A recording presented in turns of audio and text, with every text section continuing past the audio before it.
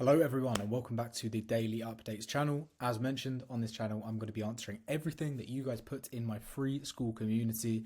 Every single day I'm going to create a video and answer some of your questions. So I asked a question today about 48 minutes ago and we got a response already. What is everyone's biggest struggle in outreach right now? Now I imagine a lot of you watching this video are going to have the same problem in your outreach. You probably can't sign clients for your agency and there's a few things that are holding you up. So I'm going to create videos on this and explain to you exactly how you can take the guesswork out of outreach. No, it's not some sort of mythical like a creature. It's not really confusing to do it. It's actually quite simple. The gurus are going to tell you it's complex so they can sell you something.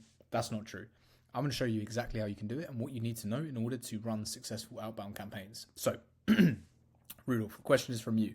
You're saying, I'm doing outreach, but still on a baby level. I assume you're not doing much volume, but even with those numbers, it's not just getting real responses and way too little and too slow. Well, like you said, it's a numbers game, so maybe my numbers are just too low, right? This is really, really key because this is actually more of a mind frame that you need to have when doing outreach rather than just the technical stuff. Because at the end of the day, most people have preconceived notions about outreach and about sales. You think it takes way less than what it actually does to get the result. For example, if you cold call 100 people, you might think that you should actually be entitled to get some business out of that because the perceived effort is so high. You're putting so much in that you would actually expect, oh, out of 100 people I speak to, I could probably get 10 clients if I actually get on the phone with them, or I could get 10 sales calls. People always have some sort of preconceived notion that they think they can perform better in sales than they actually can. I don't know if it's some sort of ego thing. I've done this myself before. Most salespeople are like this. And especially when you have sales calls with prospects and you ask them their close rate, they always bump it up for some reason. However, the truth is it takes way more reps than you would like to admit to get the end result. Okay, so your question around this is, am I doing something wrong or am I just not reaching out to enough people? Let's break it down because at the end of the day, we need to break it down into steps. Okay, so we want to achieve clients or money. That's really the whole point of us running our agency at the end of the day. We want to sign clients and we want to make money. But guess what? In order to do that, what do we need? We actually need sales calls, right? But in order to get sales calls, we actually need people to book and show up. Okay? In order to get people to book and show up, they actually need to press and confirm in our Calendly link. You'll see where I'm going with this. I'm just working it back to all of the things that are actually required to make this happen. So once, in order to get someone to press and confirm in our Calendly link, we need to get positive interest in our message. In order to get that, we actually need replies from outreach in the first place. And in order to get that, we actually need to send the outreach, right? So send outreach message. The reason why I'm breaking down all of these steps for you, and you already know what's required to do this, but the reason I'm breaking down all these steps is because each of them will have a percentage conversion, right? So let's work backwards again. Let's say from a sales call to a client, let's say we close 20% of these, all right? 20% close rate on our sales calls. So out of all the sales calls we take, we close 20% of them. Let's say our booking show up rate, let's just say our show up rate is 70% of calls. Right, let's put this here. Show up rate. That means out of 70% of the people book, 70% will actually show up to our call. Let's see, out of everyone who clicks on our Calendly, maybe actually about 60% of people will book. 60% booking rate. Yeah? Out of all of the positive replies that actually go to our Calendly page, maybe this is like 50% of positive replies that actually go to our Calendly page, right?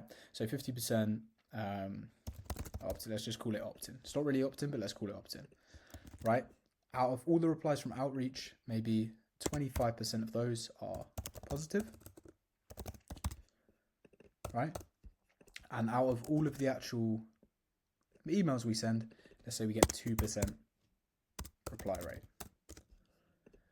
Right? This is pretty typical for like email outreach numbers. If you've ever run an email outreach campaign, you'll probably see these sorts of numbers. So we'll send outreach messages. 2% of people will then reply to our outreach. 25% of people will probably reply positively. 50% will actually ask to jump on a call. 60% of those people will actually book in to the call. 70% of those people will show up, and 20% of those people will be closed. If we look at all these numbers, okay, it's going to be the sum, not the sum, sorry, the like multiplication of all of these.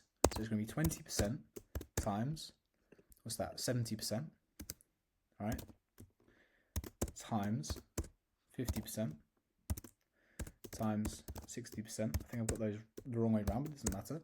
Times 25%, times 2%. What we can calculate from this is actually our appointment booking rate from email sent. Yeah, and these numbers may be different for you. These are typical numbers that you'll see in almost any agency if you're running outbound, but these numbers might be slightly different to you. If they are, and you know what they are, tailor them to your situation. But if we do this and we calculate this, we can realize that the accumulation of all of these numbers, the multiplication, is equal to, it equals 0.0175% is our appointment booking rate from cold email. Yes, this is pretty low, but this is this is not our appointment booking rate, it's our actual client close rate, I should say. Not appointment booking. Appointment booking would be up to here, where we take the sales call. This is our actual client close rate. That means if we literally just do this inverse number by 1, so times 0.0, oh, it'd be actually this, 75. We need to send 5,700 emails in order to close one client with these numbers. Emails for one client. Okay?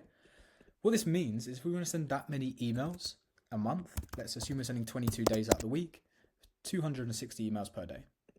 If you're not sending 260 emails per day, you're not even going to be closing one client per month. And even at one client per month, you're going to feel like it's slow. So this is really just to illustrate the fact that you need to do more volume than you probably think. If you're sending out 50 emails a day or 100 emails a day or even 200 emails per day, you cannot expect to sign really more than one client a month. And that's if your metrics are within KPI. If your close rate is 10% instead of 20% at the start, because you haven't built up your sales process and your sales skills, it's going to take you 10,000 emails to sign one client. And that's just the reality of the situation. The reason why everyone struggles with client acquisition is because you don't have the right expectations set. You don't have the right framing set. And it's why you get disheartened. It's why people give up. It's why people don't think it's working for them, because they don't truly realize what you actually have to put in to make it work. That is just the matter of the fact. And I understood this when I was growing my agency. When we scaled it to $100,000 cash collected in 1 month, we must have signed around 15 new clients with all the monthly recurring revenue we had at that point. And we were sending out 4,000 or 5,000 emails a day. Really high volume, like incredibly high volume, as well as 30 to 40 LinkedIn emails from 10 accounts at that given time. The volume was just monumental. It was absolutely huge. And it was what was required to create that output. Okay, so if you're not creating that level of volume, it's unlikely you're going to see the success. This is just one of the biggest things about outreach right now. And like I said, I think it's more of a mindset thing, a mindset shift for people, where you expect, surely if I write a really personalized email, really personalized first line, and tailor this individually and make it very specific, surely that will mean I only have to send 50 emails to get a reply. No, that's not the case. Even with highly personalized emails, you still need this level of volume. Maybe your reply rate goes from 2% to 4%, but you still need to send thousands of emails to get the level of replies, because the market is just at that point. It is just required. It's just fundamental to see the success. You need to have that level of volume going out. And if you don't, you're not going to see the success, unfortunately. So to answer your question in short, Rudolph, I'd say it is a numbers game, and you need to work back the numbers that you're currently doing and see what sort of success that will breed with these metrics. If you're sending 50 emails a day from 2 email accounts, then you need to realize that 50 per day, let's say you're sending 5 days a week for about 1,000 emails a month. In order to sign a client, it maybe takes us 6 months every single day sending 50 emails per day to sign one client. That's if these metrics are within KPI to what I've shown you here today. But you may not even have a 25% positive reply rate. It may be lower than this. So the core of this video is to show you need to be doing extremely high levels of volume to make your outbound successful and to make it work. The good side to this is that it's very easy and cost effective and low friction to actually do this now. You don't need tons of money to get these outbound campaigns started. You can really set up an infrastructure sending 500 emails a day for less than a couple $100. You can get data super cheap on Apify, scraping things like Apollo. So it is easy for you to do this. It's very simple and easy for you to do this, to run at this sort of volume. But it's just really showing you that this sort of volume is required in order to make it work. So hopefully this video has been useful, been helpful.